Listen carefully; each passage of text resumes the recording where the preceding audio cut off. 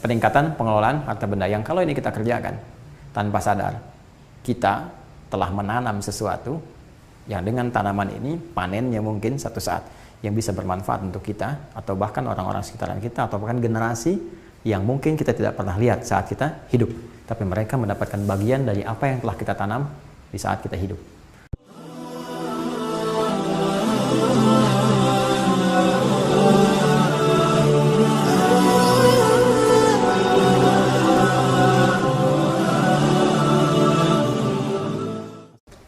Nah, sekarang kita ingin bicara bagaimana meningkatkan takwa, dan dengan peningkatan ini teman-teman sekalian itu bisa berdampak positif pada peningkatan harta sekaligus membuat kita semakin kuat mengatasi tantangan yang dibawa setan tadi. Nah, di sini takwa kita mesti cari dalam Al-Quran. Berapa kali disebutkan kalimat takwa dalam Al-Quran? Apa amalan-amalan yang diturunkan dengan kalimat takwa ini? Dan seperti apa kita akan mendalaminya? Sekarang kita bahas. Bukan pekan depan, sekarang kita bahas. Sabar ya. Sekarang kita bahas ya sebagiannya. Yuk kita lihat. Ini dibagi lagi. Ada amalan pokok. Ya. Sudah? Ada menu pokok, Ya. Ada menu tambahan. Selebihnya bonus. Ya, mungkin saya nanti bahas. Ayo, menu pokok. Menu pokok salat, langsung saja, salat. Ya. Sudah, ini amalan pokok. Secara spesifik saya katakan langsung kepada Anda. Dalam setiap pekerjaan apapun, dalam konteks mencari harta, ingat pesan saya ini ya. Ini semua pesan yang diberikan oleh semua jalur sanad keilmuan. Semua para ulama, sampai ke tabi'in sahabat, sampai ke Rasulullah SAW. Jangan pernah tinggalkan salat. Salat. Cek orang-orang tua kita. Anda yang sudah sukses sekarang dan macam-macam, kalau orang tua Anda muslim pasti amanat pertamanya. Dimanapun Anda, mau belajar kemanapun, even untuk ke Eropa, ke Amerika, kemanapun, kalimat pertamanya, jangan tinggalkan sholat. Jangan lupa sholat. Jelas? Ini poinnya. Karena ternyata amalan pertama yang disebutkan oleh Allah, yang bersanding dengan takwa, itu sholat. Kembali, masih ingat di Al-Baqarah, ayat 2 sampai dengan 3 yang pernah kita bahas? Masih ingat?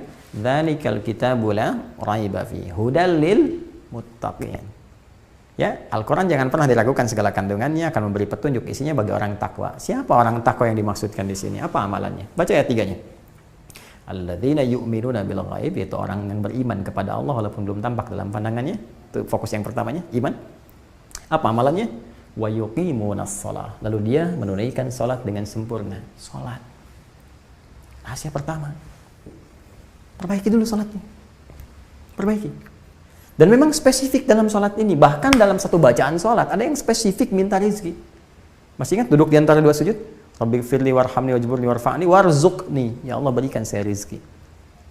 Rizki. Ini.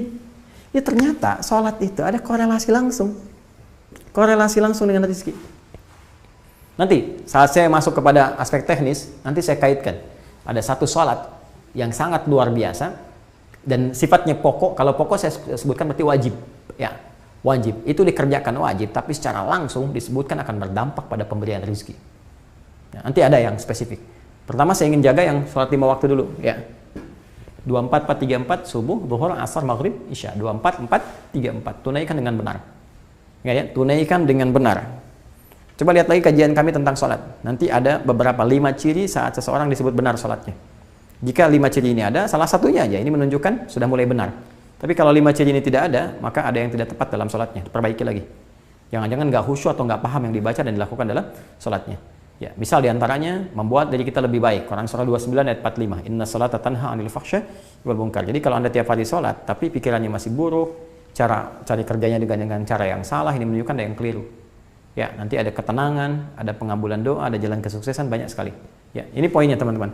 Bahkan ajakan sholat itu dibuka kemudian dengan hayya 'alas sholat, mari sholat. Setelah itu hayya 'alal falah, disandingkan dengan falah. Falah itu kan sukses dan bahagia, success and happiness.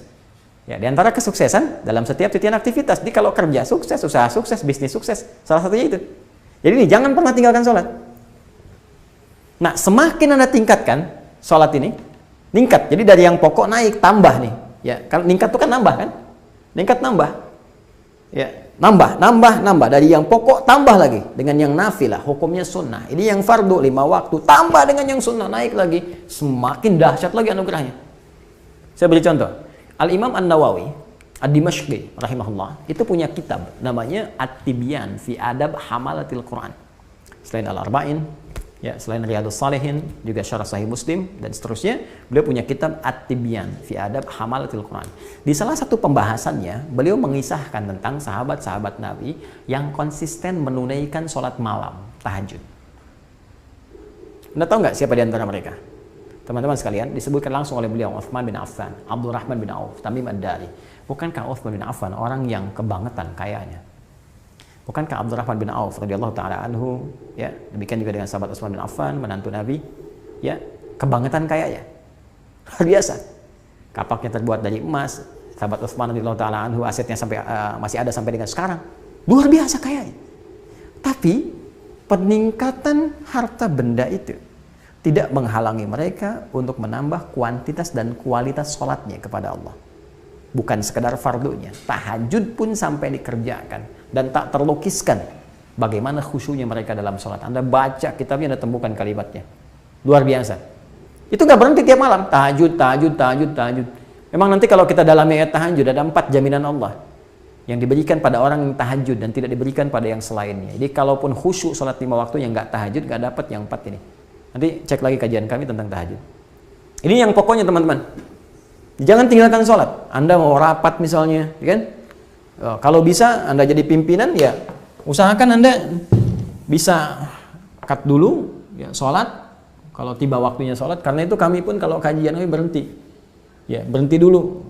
Kita kewajiban kita pada Allah kita tunaikan dulu. Ya, setelah itu kita lanjutkan lagi. Ya, alhamdulillah dampaknya muncul berbagai hal, kenikmatan, kenyamanan dan sebagainya. Dan ada rasa kenikmatan yang sangat luar biasa, di mana saat itu kita hanya tergantung kepada Allah saja.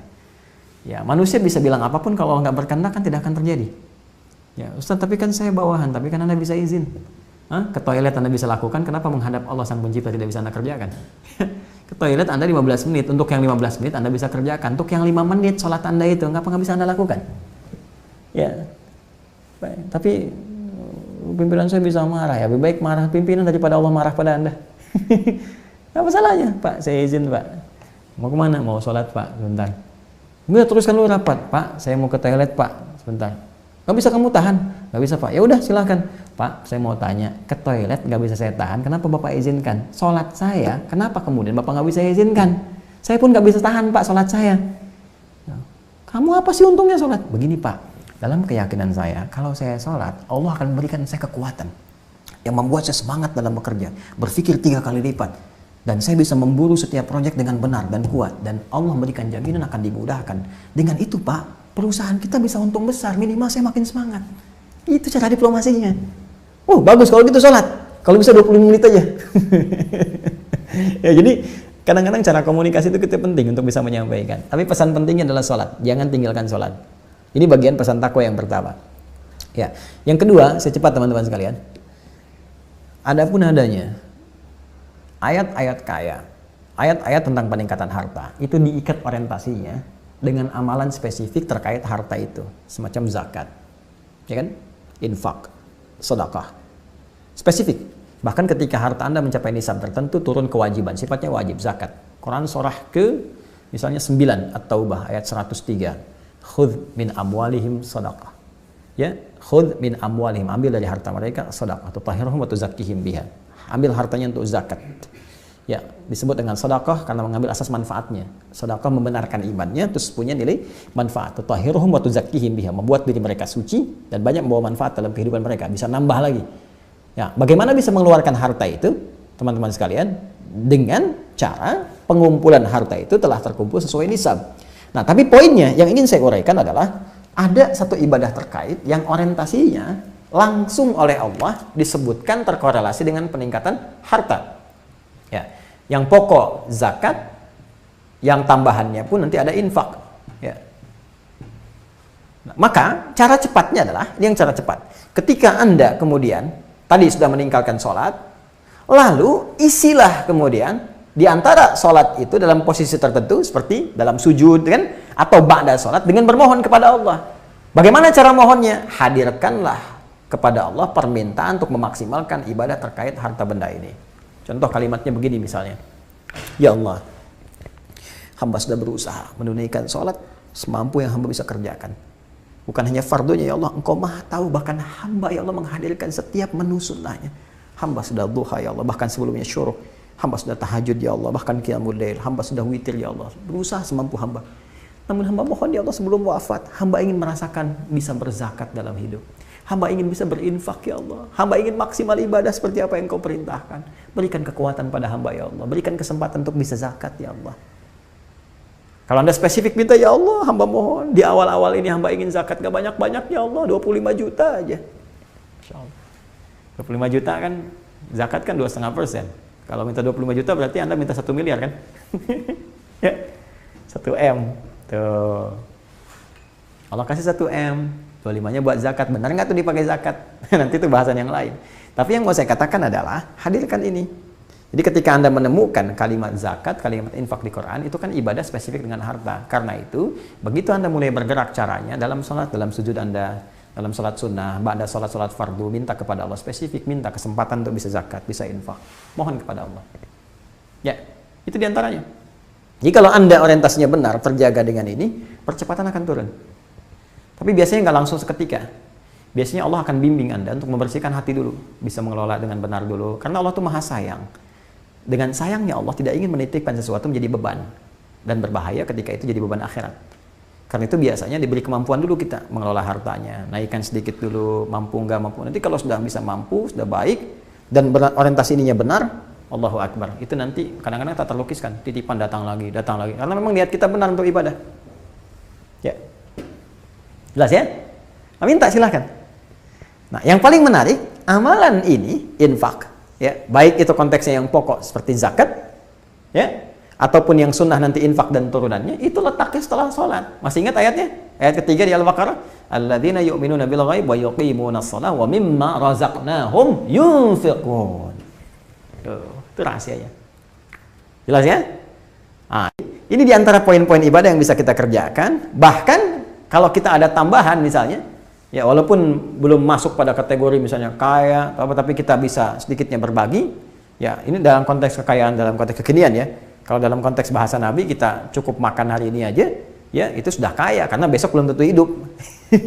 Besok belum tentu hidup, ya itu konsep paling indah tuh, paling sederhana hidupnya. Jadi kita nggak banyak beban gitu.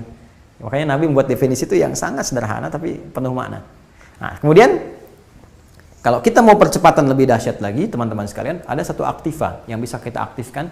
Ini sebenarnya untuk peningkatan pengelolaan harta benda yang kalau ini kita kerjakan tanpa sadar, kita telah menanam sesuatu yang dengan tanaman ini panennya mungkin satu saat yang bisa bermanfaat untuk kita atau bahkan orang-orang sekitaran kita atau bahkan generasi yang mungkin kita tidak pernah lihat saat kita hidup, tapi mereka mendapatkan bagian dari apa yang telah kita tanam di saat kita hidup. Nah, apa amalan-amalan itu? Insya Allah nanti di pekan depan kita akan bahas bersamaan dengan aspek ikhtiar. Ya, jadi ini masih pokok yang saya uraikan, amalan-amalan pokok. Ya. Jadi kalau kita kerjakan yang pokok-pokok ini, yang lainnya akan ikut. Sholat sudah, tadi berdoa sudah, dan Quran ya, jangan tinggalkan. Apalagi kalau Anda sambil belajar, sambil menghafal Quran, sambil bekerja, sambil menghafal Quran, wah itu gak terlukiskanlah kemuliaan ahli Quran itu terjaga. Ya, Anda cukup hafal Quran aja, insya Allah rezeki bisa Allah cukupkan kepada kita bahkan lebih. Ya, insya Allah.